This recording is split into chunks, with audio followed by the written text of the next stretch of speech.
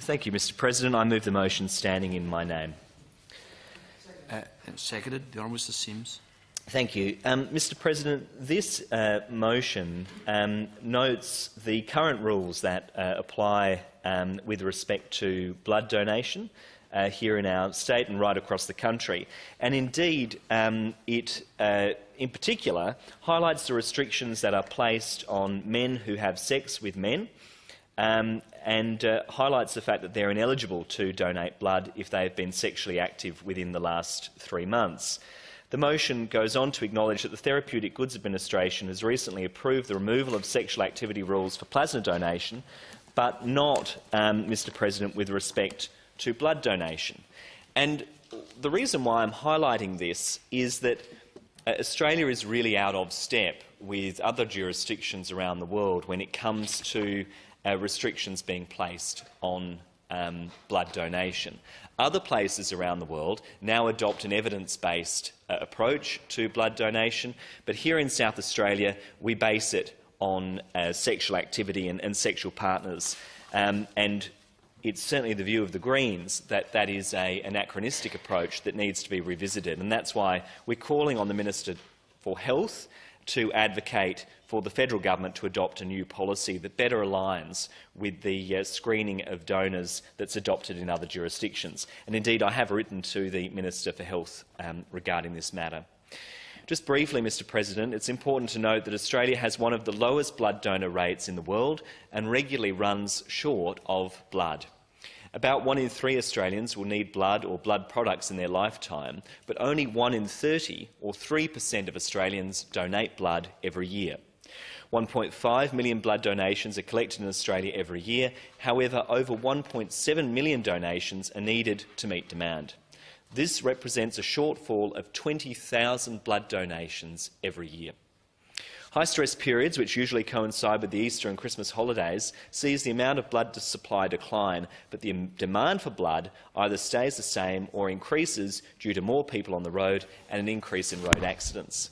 Most of the donated blood is used to help people with medical conditions that require blood or blood products regularly, and each donation can save 3 lives. Blood is perishable and it only lasts for 42 days. Furthermore, donors cannot give whole blood again for up to 3 months after they have donated. Despite the need for more blood, there is a large group of potential donors who are prevented from donating. Gay men, bisexual men and some non-binary people who have sex with men are expected to abstain from sex for 3 months before giving blood because of a policy that's been in place for some time. This ban on blood donations was put in place in the 1980s. Since then, however, there have been significant changes in public policy. Members may be familiar with the availability of the HIV prevention drug PrEP, which is now readily available in Australia and on the PBS, which is very effective in terms of reducing the transmission of the HIV virus. Current research supports the arguments that abstinence-based deferrals are no longer necessary to protect the safety of the blood supply.